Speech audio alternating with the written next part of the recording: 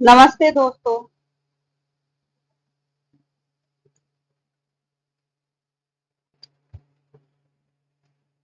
नमस्ते दोस्तों, उद्गात हिंदी क्लासेस में आपका स्वागत है। तो कैसे हो? उम्मीद करती हूँ सभी अच्छे ही होंगे। देखिए, हम भक्ति काल पढ़ रहे थे और धीरे धीरे हम देखते हैं कि एक एक पार्ट को आगे बढ़ाते हुए हमने भक्ति काल के नामकरण, विशेषताएं और ज्ञानाश्रय शाखा की विशेषताएं मैंने आप लोगों को लिखवा दी है। और विशिष्ट अद्वैतवाद और अद्वैतवाद क्या है, ये भी मैंने आप लोगों को समझा दिया, क्योंकि प्रेमाश्रय और ये जो ज्ञानाश्रय शाखा है, इन पे अलग अलग जो दर्शन का प्रभाव है ना, वो अद्वैतवाद और विशिष्ट अद्वैतवाद से के दर्शन से प्रभावित है। इसलिए मैंने आप लोगों को उसके बारे में भी बता दिया था। और हम अब ज्ञानाश्रय शाखा में चल रहे हैं। ज्ञानाश्रय शाखा में हमने नामदेव और रैदास जी के ऊपर हमने बात कर ली थी। और आज हम बात करेंगे कबीरदास जी के ऊपर। किस पे बात करेंगे? कबीरदास जी के ऊपर। कबीरदास जी के ऊपर देखते हैं। शायद एक क्लास वरना दो क्लास हमारी होगी कबीरदास जी के ऊपर। तो आज हम कबीरदास के ऊपर बात करेंगे। तो देखिए, कबीरदास जी जो ये ज्ञानाश्रय शाखा है ना, इसके वो क्या बोलते हैं, ज्ञानाश्रय शाखा के निर्दिष्ट प्रवर्तक माने जाते हैं। संत जो परंपरा है उसके निर्दिष्ट प्रवर्तक या ज्ञानाश्रय शाखा के निर्दिष्ट प्रवर्तक कौन है? कबीरदास जी है। और मैंने एक क्वेश्चन आप लोगों को लिखवाया था कि यदि संत की बात करें कि संत परंपरा के परंपरा के प्रवर्तक की बात करते हैं कि संत परंपरा के संत परंपरा के प्रवर्तक की बात करते हैं, तो प्रवर्तक कौन होंगे? नामदेव। और यहाँ संत परंपरा में यदि निर्दिष्ट शब्द जुड़ जाता है ना, निर्दिष्ट शब्द, निर्दिष्ट, तो कौन आएंगे? तो कबीरदास जी आएंगे। कौन आएंगे? कबीरदास जी। ये सब बातें हमारी हो चुकी है। यहाँ तो मैंने सिर्फ आपको थोड़ा सा बताने की कोशिश की है, क्योंकि आगे की क्लास हम कबीरदास के ऊपर करेंगे। तो हम आज यहाँ पे किसके बारे में बात करेंगे? कबीरदास जी के बारे में हम बात करेंगे। और कबीरदास जी पे जितने भी क्वेश्चन उसके साहित्य से बनते हैं, जो भी पंक्ति इसकी जो पूछी जाती है एग्जाम में, वो सभी मैं आप लोगों को यहाँ चर्चा करूंगी और लिखवा दूंगी। तो सबसे पहले कबीरदास जी के समय की बात करते हैं। तो कबीरदास जी का जन्म जन्म कब हुआ था? जन्म हुआ था 1398 ईस्वी में। 1398 ईस्वी। और कहाँ हुआ था? काशी में। काशी में। कहाँ हुआ था? काशी में। अब देखिए, यदि संवत पूछ लेना तो संवत आगे चलता है। 57 इसमें से क्या कर देंगे? जोड़ देंगे इसमें। 1398 में संवत जोड़ देंगे। तो उसके हिसाब से आप लोग निकाल लेना। और देखिए, मैं आपको बता दूं कि इनके जन्म के ऊपर जन्म के ऊपर एक दोहा प्रचलित है।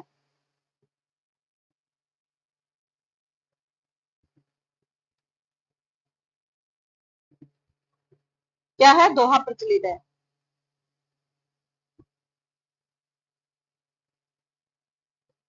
जन्म से संबंधित प्रचलित दोहा। क्या दोहा है? क्योंकि पूछा जाता है, इसलिए मैं यही साथ ही साथ लिखवा देती हूँ आप लोगों को। 1455 साल गए। 1455 साल गए रहे, चंद्रवार एक ठाठ रहे। चंद्रवार एक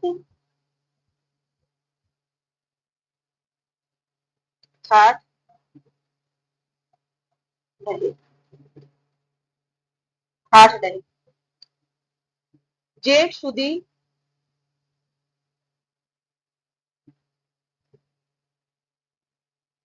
जेठ सुदी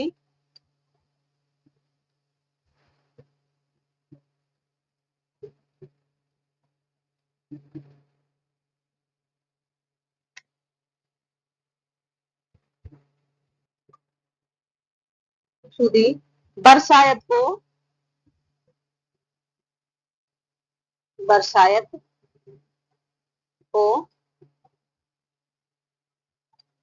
पूर्णमासी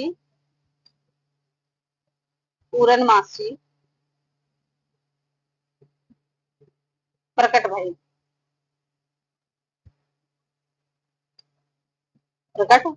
भई।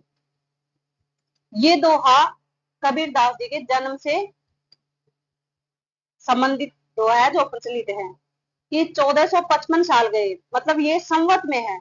चंद्रवार एक ठाड है, जेठ सुदी, जेठ के महीने में बरसायत को पूर्णमासी के दिन प्रकट भये, मतलब पूर्णमासी के दिन इनका जन्म हुआ था। ये इनके जन्म से संबंधित दोहा है। ये आप लोग याद करके रखना कि पूछ सकते हैं कि इस दोहे का संबंध किस संत साहित्य के जन्म से है, तो किससे है? कबीरदास जी से। यहाँ पे मैं आपको बता दूं कि कबीर का अर्थ होता है महान। कई बार ये भी पूछ लेते हैं महान, कबीर का अर्थ क्या है? महान है, कई बार पूछ लेते हैं, तो इसलिए मैंने आप लोगों को सोचा कि बता दूं। अब यदि इनके देहांत की बात करते हैं, वैसे तो नहीं पूछे जाता, लेकिन इनके जो देहांत है ना उसके बारे में पूछा जाता है, क्योंकि उस समय जब कबीरदास जी थे उस समय ये था कि जो अगर घर में कोई मरता है ना तो नर्क में जाता है, इसलिए अंत समय कबीर का देहांत कहाँ हुआ था? मगहर में हुआ था। इसलिए कई बार पूछ लेते हैं कि कबीर का देहांत कहाँ हुआ था या कब हुआ था।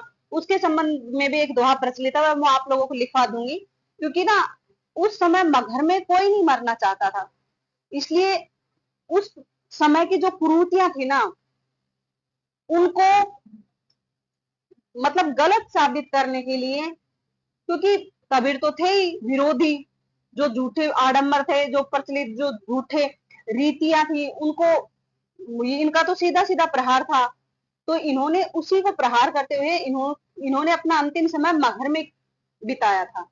ये प्रचलित है।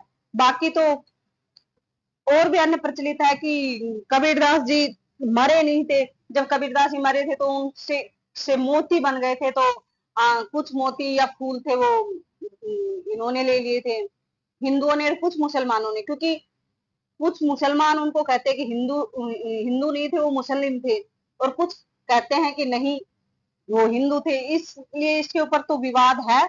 लेकिन हम बात करते हैं इनके देहांत की बात करते हैं, तो इनका देहांत कब हुआ था?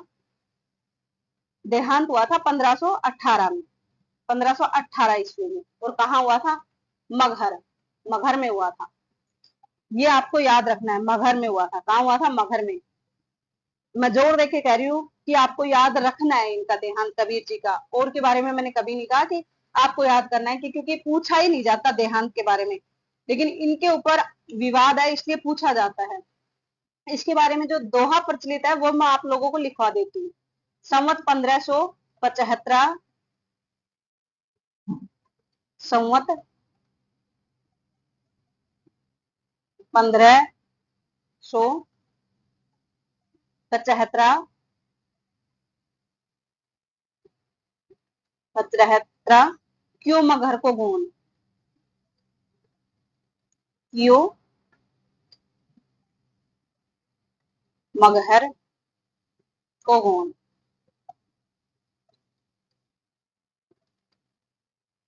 मांदे सुदी एकादशी, मांगे सुदी एकादशी,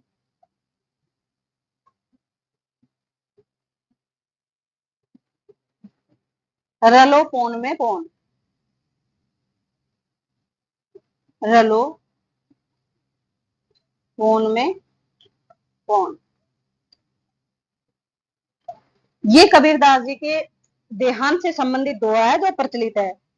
अब यहाँ पे तो आप समझ सकते हैं, जो मगहर नाम आ गया, आपको ये याद है कि मगहर में उनका देहांत हुआ था, तो मगहर में याद रखना, मगहर इनके यहाँ से प्रचलित है। लेकिन ये कई बार पूछ लेते हैं ना तो हम कहीं और ही चले जाते हैं, तो इसको आप याद रखना कि 1455 साल गए, चंद्रवार एक ठाट रहे, जेठ सुदी बरसायत को पूर्णमासी दिन प्रकट हुए, तो पूर्णमासी के दिन ये प्रकट हुए थे, मतलब इनका जन्म हुआ था। ये इनके जन्म और देहांत से संबंधित मैंने बता दिया आप लोगों को। अब यदि इनके माता पिता की बात करते हैं, क्योंकि नीमा और नीरू इनके माता पिता थे, इनकी पत्नी की यदि बात करते हैं तो इनकी पत्नी कौन थी? लोई। लोई इनकी पत्नी का नाम था। इनके पुत्र, एक पुत्र और एक पुत्री भी थी। तो पुत्री का नाम तो क्या था? कमाली। और पुत्र की यदि बात करते हैं तो इनके पुत्र का नाम क्या था? कमाल। कमाल और कमाली। देखिए बड़ी अजीब है नाम भी, मतलब उस समय के अनुसार इन्होंने जो जैसे कबीर थे ऐसे नाम इन्होंने अपने बच्चों के रखे थे, अपने पुत्र और पुत्री के नाम रखे थे। यदि इनके शिष्य की यदि हम बात करते हैं तो इनके शिष्य कौन थे? धर्मदास। कौन थे? धर्मदास। जिसका संपादन, बीजक का संपादन जिन्होंने किया है वही धर्मदास है, जो इनके शिष्य थे। ठीक है, यहाँ पे लिख भी लेते हैं, बीजक के संपादक। बीजक के संपादक थे। यदि बीजक में विवेचन पूछते हैं कि किसका मिलता है, तो विवेचन किसका मिलता है? विवेच्य तो कबीरदास जी का। हाँ, संपादक कौन थे? धर्मदास जी थे, लेकिन उसमें जो रचना जो है, जो पद जो है, वो किसके हैं? कबीरदास जी के हैं। ये याद रखना। अलग अलग क्वेश्चंस बनते हैं दोनों अपने आप में कि बीजक के संपादक धर्मदास जी, बीजक में किसका विवेच्य मिलता है, किसके पद मिलते हैं, किसकी रचनाएं हैं? तो कबीरदास जी की रचनाएं हैं। ठीक है, अब मैंने आप लोगों को बताया था कि कबीरदास जी के गुरु कौन थे। कबीरदास जी के गुरु कौन थे? तो 12 शिष्य हुए हैं रामानंद जी के। पहले मैं रामानंद जी के नोट लगा लीजिए यहाँ पे, रामानंद जी के 12 शिष्य लिखवा देती हूँ। रामानंद जी के 12 शिष्य, जिसमें कबीर का भी नाम आता है।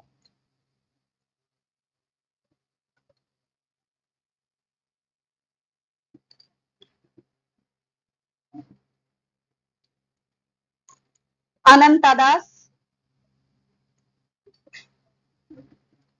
अनंता नंद कह दीजिए, अनंतादास कह दीजिए, अनंतानंद, कबीर,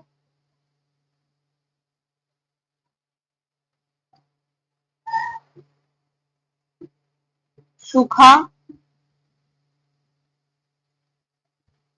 सुरसुरा, सुरसुरा, पद्मावती, पद्मावती,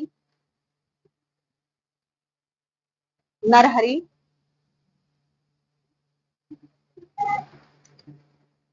पीपा,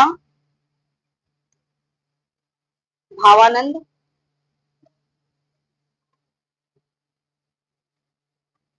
रैदास,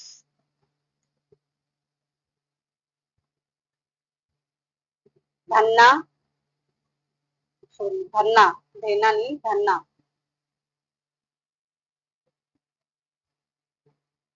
धन्ना, सैन और सुरसुरी, सुरसुरी,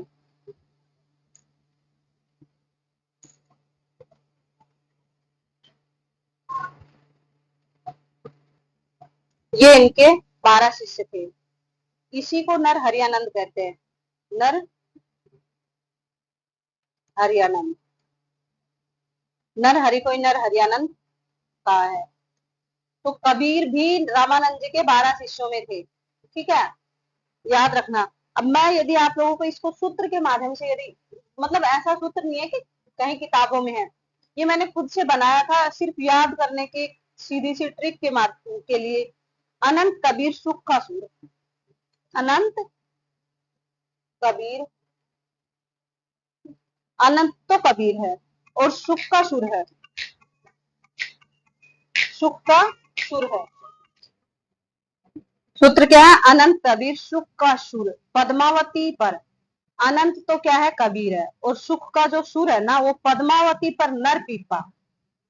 नर पीपा का भाव रहन दे धन सैन सूरी का। मतलब अनंत से तो क्या होगा? अनंत दास। कबीर से कबीरदास, सुख से सुखा, सुर से सुरसुरा, पद्मावती से पद्मावती है ही, नर से नरहरि, नर हरियानंद, पीपा से पीपा, इसको नहीं मानेंगे। फिर यहाँ पे मानेंगे भाव से भावानंद, रैन से रैन से रैदास, रैदास। फिर इसको रहने दीजिए। फिर धन से धन्ना, सैन से सैन, और सूर्य से सुरसुरी। ये क्या है? सूत्र मैंने आप लोगों को बताया। अनंत कबीर, अनंत कबीर सुख का सुर है। अनंत कबीर क्या है? सुख का सुर है। और पद्मावती पर नर पीपा जो है ना, उसके भाव रहने दे। मतलब कह रहा है कि जो पद्मावती पर जो नर पीपा के जो भाव है वो रहने दे। धनसैन सूरी का, धनसैन सूरी का मतलब पद्मावती पर नर पीपा का भाव रहने दे, धनसैन सूरी का। अनंत कबीर सुख का सुर है। ये आप 2-3 बार करेंगे तो ये क्रम से अगर पूछेंगे ना तो ये क्रम से भी याद हो जाएगा आप लोगों को, ऐसे के ऐसे। क्योंकि कई बार ना कि क्रम से भी लगवा लेते हैं, क्रम से भी लगवा लेते हैं, तो क्रम से भी इस सूत्र के अनुसार आपको बिल्कुल याद हो जाएगा। और दूसरा, कई बार ये पूछ लेते कि रामानंद के 12 शिष्यों में कौन था या नहीं था, तो भी आपको इस सूत्र के माध्यम से आपका आंसर निकल जाएगा। ठीक है, ये हो गया इसके रामानंद जी के 12 शिष्य। ये नोट मैंने आप लोगों को लगवा दिया था। अब आगे देखते हैं कि जो कबीरदास जी है ना, कबीरदास जी को के गुरु कौन थे? कबीरदास के गुरु, तो कबीरदास के गुरु माने जाते हैं रामानंद, रामानंद। लेकिन मुस्लिम विचारधारा के जो है,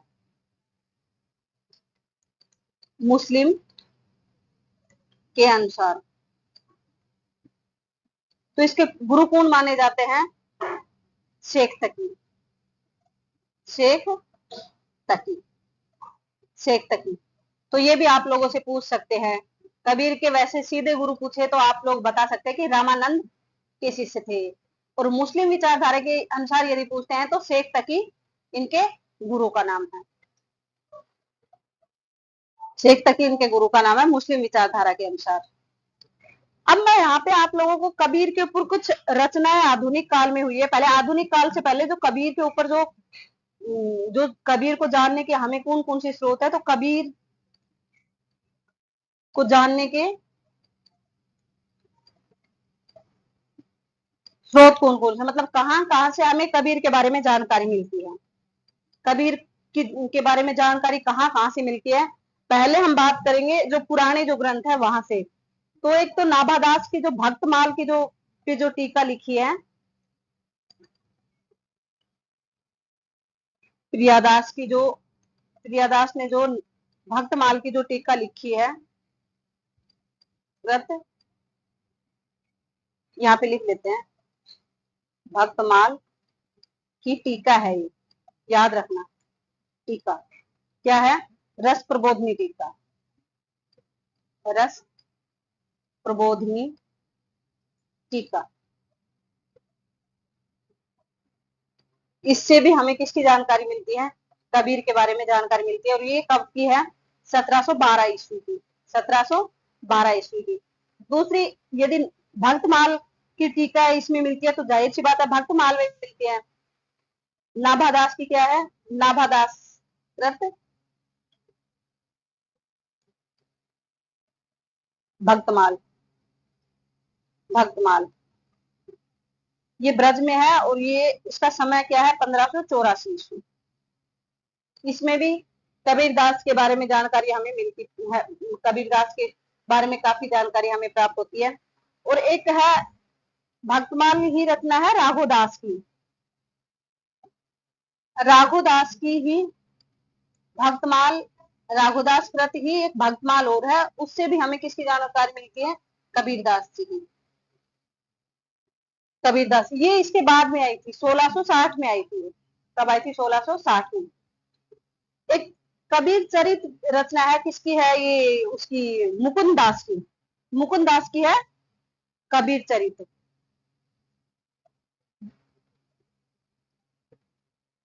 मुकुंद, मुकुंद दास की कबीर चरित।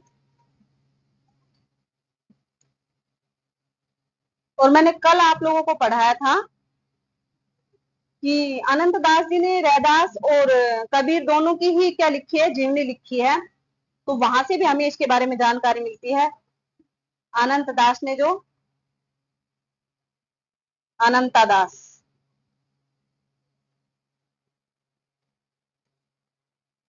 कबीर साहब जी की परचई, साहिब जी की परचई,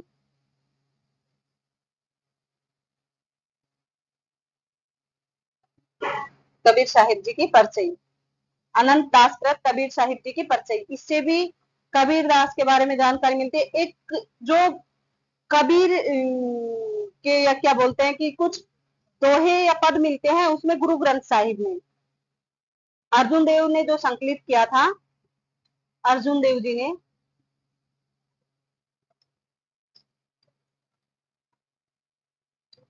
देव द्वारा जो संकलित है, द्वारा संकलित गुरु ग्रंथ साहिब, गुरु ग्रंथ साहिब।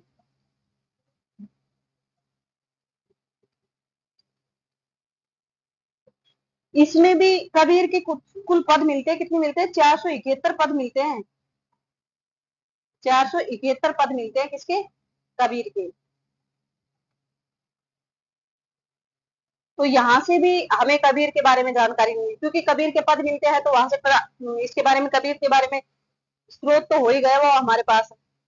ये अर्जुन देव जी ने सिर्फ संकलन किया था, इनकी रचना नहीं है। ये संकलन मंच होता है कि इकट्ठे करके कईयों के पद या रचनाएं और उनको प्रकाशित करना एक जगह, वो संकलन होता है। तो संकलन इकट्ठे किए थे इन्होंने, ना कि इनकी खुद की रचना है अर्जुन देव की, गुरु ग्रंथ साहिब। रैदास जी के भी इसमें पद मिलते हैं, मैंने बताया था आप लोगों को, और कबीर दास जी के भी मिलते हैं। इसलिए ये कबीर को जानने के ऐसे कुछ स्रोत हैं जहां से कबीर के बारे में हमें जानकारी मिलती है। एक ये जो कबीर पंथों की जो दो रचनाएं हैं, कबीर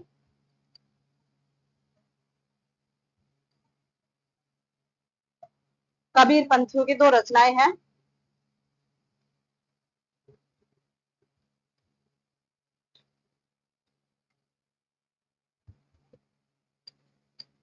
कबीर पंथों के दो ग्रंथ, यहां से भी इसके बारे में जानकारी मिलती है। एक तो निर्भय ज्ञान है, निर्भय ज्ञान, और दूसरा क्या है, आशा सागर, आशा सागर। यहां से भी हमें कबीर के बारे में जानकारी प्राप्त होती है। अब हम देखते हैं कि कुछ आधुनिक समय में भी कुछ रचनाएं कबीर के ऊपर लिखी गई है। आधुनिक समय में कुछ चर्चित जो रचनाएं है उसके बारे में, आधुनिक जो समय है उसके ऊपर, उसमें जो कबीर के ऊपर जो चर्चित रचनाएं जो है लिखी गई है, चर्चित रचनाएं कबीर के संदर्भ में,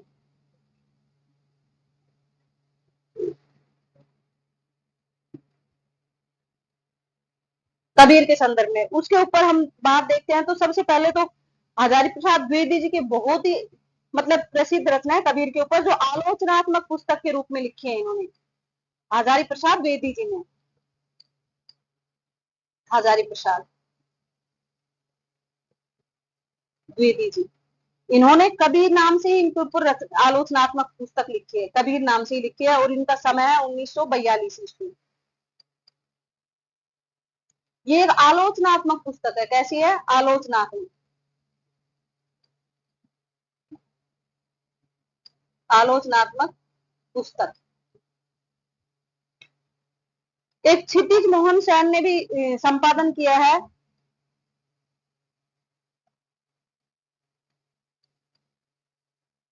क्षिति मोहन, क्षिति मोहन सेन ने, इन्होंने क्या किया है, लिखा नहीं, संपादन किया है। किस नाम से, कबीर के पद,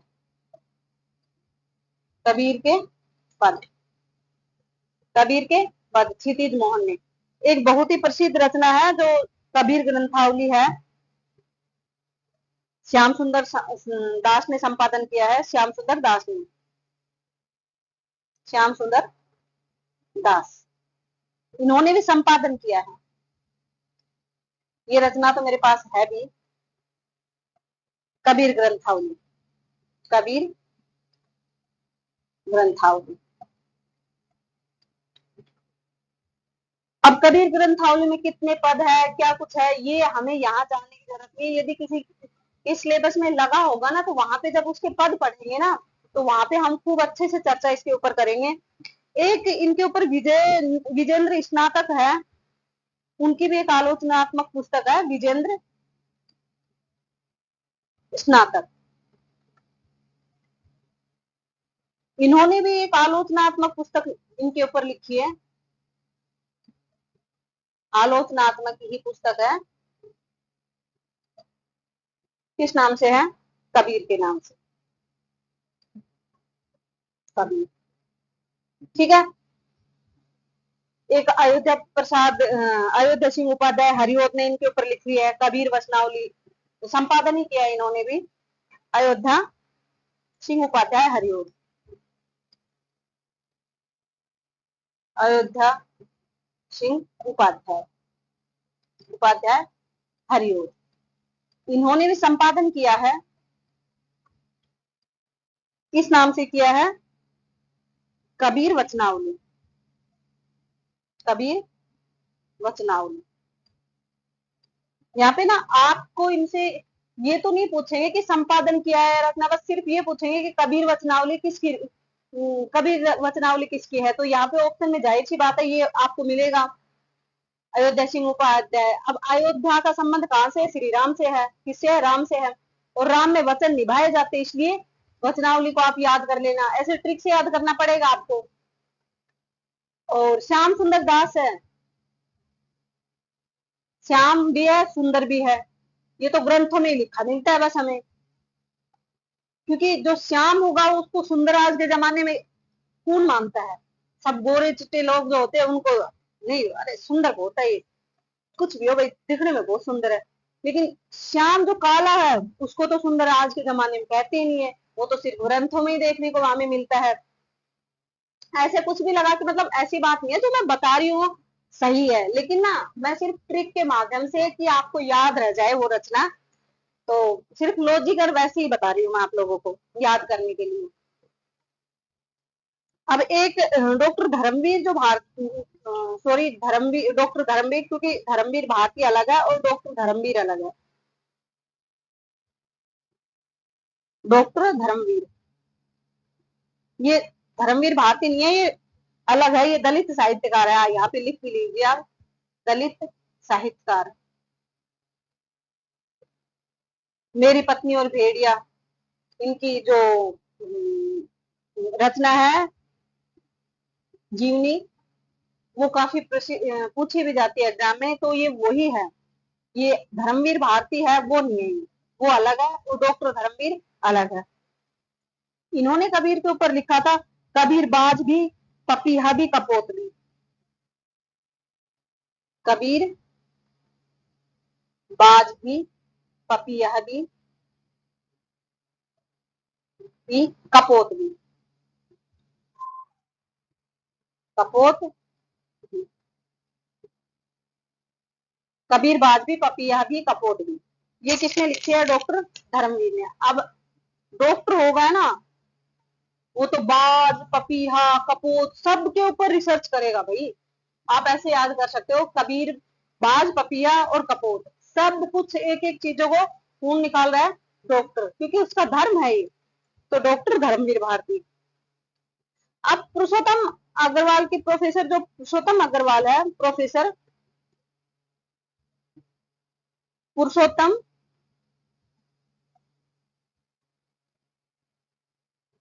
अग्रवाल, इन्होंने लिखी है विचार का अनंत, विचार का अनंत, और एक लिखी है अखत कहानी प्रेम की, अखत कहानी प्रेम की, प्रेम की। एक इनकी है कबीर और उनका समय, कबीर और उनका समय। ये तीनों किसकी है? पुरुषोत्तम अग्रवाल की। पुरुषोत्तम अग्रवाल की। विचार का अनंत, अथक कहानी प्रेम की, और ये यहाँ के कबीर और उनका समय, ये इनके ऊपर कुछ रचनाएं थी कबीर के ऊपर जो एग्जाम में पूछी जाती है। अब मैं आपको बता दूं कि यदि कबीर के समय की यदि बात करते हैं तो कबीर किस मुगल शासक के समकालीन थे? तो किसके समकालीन थे? कबीर सिकंदर लोदी के समकालीन थे। सिकंदर लोदी के समकालीन थे। ये भी क्वेश्चन अपने आप में पूछा जाता है। सिकंदर लोदी के किसके समकालीन थे? सिकंदर लोदी के समकालीन थे। और हजारी प्रसाद द्विवेदी जी कबीर के उद्धारक आलोचक जो माने जाते हैं।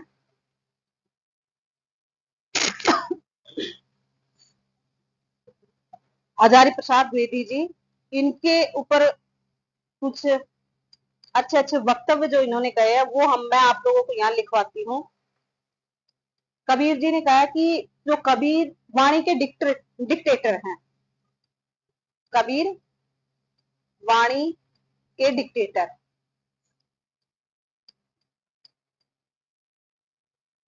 या तानाशाह। और इन्होंने कहा है कि कबीर की कविता ढलवे का माल है। कविता ढलवे का माल है का माल है। ये क्यों कहा? ये इसलिए कहा कि जो हजारी प्रसाद द्विवेदी जी है ना, ये इसको कहते हैं कि कबीर तो है एक भक्त कवि है, भक्त कवि है। ये कविताएं लिखने के लिए नहीं थे कि इन्होंने कविता लिखने के लिए कविताएं लिखी है, नहीं, ये तो एक भक्त कवि थे। ऐसे ही इन्होंने, ये तो इनकी भक्ति के रूप में जो पद आए हैं ना, वो तो ऐसे ही हमें प्राप्त हो गए। ये तो ढलवे का माल है उनका। इनका ये जो कबीर है, ये कविताएं लिखते नहीं थे कि कविताएं लिखना इनका उद्देश्य था। कविताएं लिखना कबीर का उद्देश्य नहीं था। कबीर एक भक्त कवि थे। कविताएं तो ऐसे ही हमें फोकट में, मतलब कि उन्होंने हमें दे दी। इसको फोकट को भी हम लिख लेते हैं। कबीर की कविता फोकट का माल है। कबीर की कविता फोकट फोकट का माल है। ये मैं अपने पास से नहीं लिखवा रही हूँ, हजारी प्रसाद द्विवेदी जी ने ये सब चीजें कही हैं, क्योंकि कबीर को भक्त कवि मानते हैं। ये कबीर को क्या मानते हैं? भक्त कवि, भक्त कवि मानते हैं। कबीर को क्या मानते हैं? भक्त कवि मानते हैं।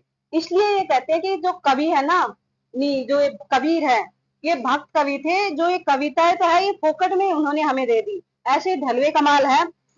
इनका भाषा के ऊपर ऐसा अधिकार था कि जो ये चाहे ऐसी भाषा को ये मरोड़ तरोड़ के जैसे चाहे वैसे हमें पेश कर सकते थे। इनका इतना भाषा पे अधिकार था। ये हजारी प्रसाद द्विवेदी जी कहते हैं। उनकी भाषा के बारे में शुक्ल जी का क्या मत है? शुक्ल जी का, तो शुक्ल जी कहते हैं कि कबीर की भाषा सदुकड़ी भाषा थी। कबीर की भाषा सदुकड़ी थी। सदुकड़ी कैसी भाषा थी? सदुकड़ी भाषा थी कबीर की। सदुकड़ी मतलब साधुओं वाली, जो घूम घूम के जो भाषाएं उन्होंने ली थी। और श्याम सुंदर दास जी कहते हैं कि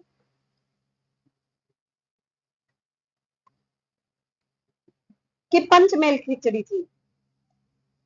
पंचमेल खिचड़ी, पंचमेल खिचड़ी। अब यहाँ पे ये अपने आप में बड़ी महत्वपूर्ण बातें हैं कि कबीर की भाषा को सदुकड़ी किसने कहा है? तो ये किसने है? शुक्ल जी ने कहा है। और श्याम सुंदर दास जी ने क्या कहा है? पंचमेल खिचड़ी। अब यहाँ पे आप लोगों को श्याम सुंदर दास की तो मैं आपको याद करवा दी थी एक ट्रिक से। और आचार्य रामचंद्र शुक्ल जी के है ना, वो भी मैं आप लोगों को कहीं हद तक रामचंद्र शुक्ल जी का यहाँ पे पूरा नाम हमें लिखना पड़ेगा जब ट्रिक बना, रामचंद्र शुक्ल,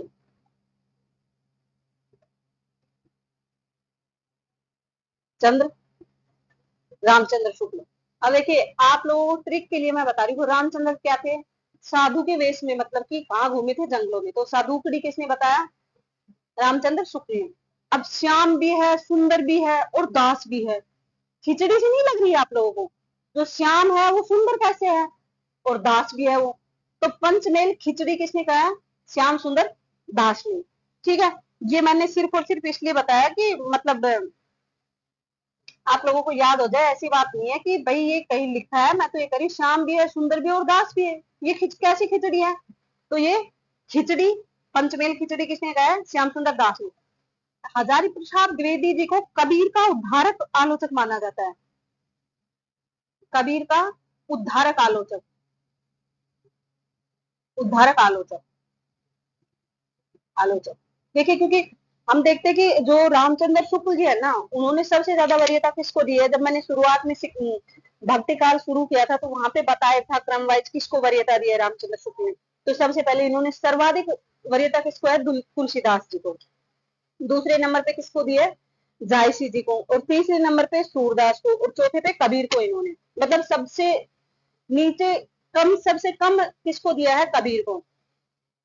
इसी लिए हम कह सकते हैं कि जो जो मतलब चीजें कमियां इन्होंने बताई थी रामचंद्र शुक्ल जी ने, लगभग लगभग कबीरदास की उन कमियों को हजारी प्रसाद द्विवेदी जी ने पूरा किया है। और इसलिए इनको जो स्थान मिलना चाहिए वो हजारी प्रसाद द्विवेदी जी ने ही कबीरदास जी को दिलवाया है। इसलिए कबीर के उद्धारक आलोचक किसको माना जाता है, हजारी प्रसाद द्विवेदी जी को माना जाता है। आगे देखते हैं तो देखते हैं कि कबीर के ऊपर और कौन कौन से वक्तव्य रहे हैं। तो शुक्ल जी ने और क्या कहा है, शुक्ल जी के ही पहले लिख लेते हैं, शुक्ल जी ने क्या क्या कहा है। तो कबीर तथा अन्य निर्गुण पंथी, सीधे सीधे ये पंक्तियां देख के पूछ ली जाती है कि ये किसका कथन है। तो कह सकते हैं कि कबीर तथा अन्य निर्गुण पंथी, अन्य निर्गुण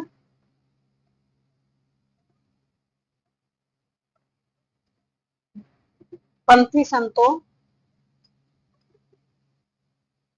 के द्वारा अंत साधना में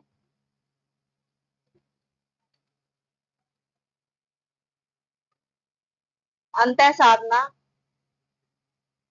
में रागात्मकता, रागात्मिकता, रागात्मिका या रागात्मकता, भक्ति और ज्ञान का, भक्ति और ज्ञान का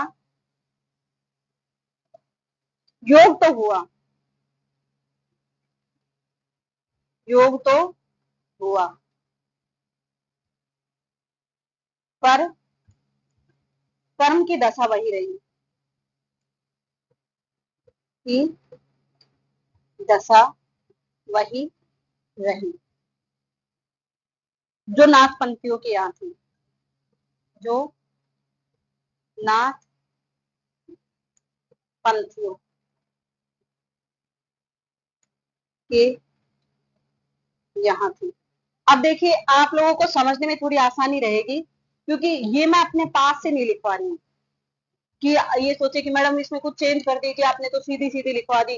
क्योंकि ये सीधी लिखवाने का ये है कि मैं अपने पास से नहीं लिखवा रही हूँ, ये शुक्ल जी के इतिहास में दे रखा है कबीर के लिए, कबीर को जहां पे इन्होंने विवेचित किया है वहां पे दे रखा है, तो सीधे सीधे ये पंक्तियां उठा के पूछते हैं, तो इसमें मैं अपनी तरफ से कुछ नहीं कर रही हूँ।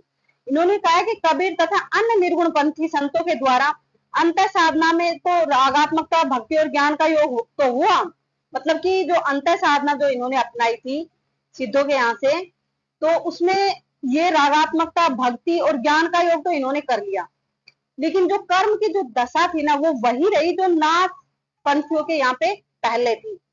तो ये कबीर का नाम तो आ गया, लेकिन आपको पता है कि कबीर को ज्यादा महत्व शुक्ल जी ने दिया नहीं इतना जितना देना चाहिए था। तो यहाँ पे हम देख सकते हैं कि जो कमियां निकाल रहे हैं ना, वो कौन निकाल रहे, शुक्ल जी निकाले। ये थोड़ी समझने के लिए है कि आप थोड़ा पकड़ पाए। तो ये सीधे सीधे पूछ सकते हैं कि किसका वक्तव्य है, तो ये किसका वक्तव्य है, शुक्ल जी का, क्योंकि ये तो कभी पूछेंगे ही नहीं कि किसके लिए है, क्योंकि नाम ही आ रहा है कबीर का। ये पूछ सकते हैं कि किसका वक्तव्य है, तो किसका है, शुक्ल जी का। एक शुक्ल जी का एक और भी वक्तव्य है, बहुत सारे वक्तव्य इन्होंने जो कहे इनके बारे में, इसमें कोई संदेह नहीं कि यहाँ पे बड़ी गड़बड़ होती है, क्योंकि यहाँ पे जब ये शुक्ल जी की बड़ाई करते हैं ना, प्रशंसा करते हैं, तो हमें लगता है कि हजारी प्रसाद द्विवेदी जी हैं, लेकिन ये कौन है, शुक्ल जी है। तो इसको ध्यान रखना, इसमें कोई संदेह नहीं कि इसमें कोई संदेह नहीं कि कबीर ने ठीक मौके पर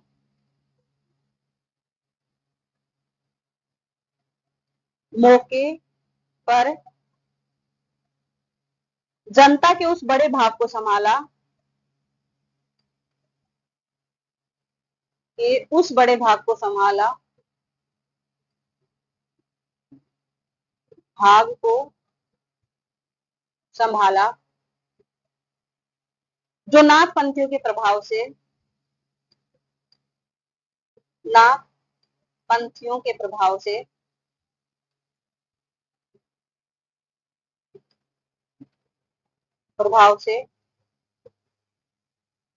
प्रेम भाव और भक्ति रस से, प्रेम भाव और भक्ति रस से, भक्ति रस से शून्य शुष्क पड़ता जा रहा था, शून्य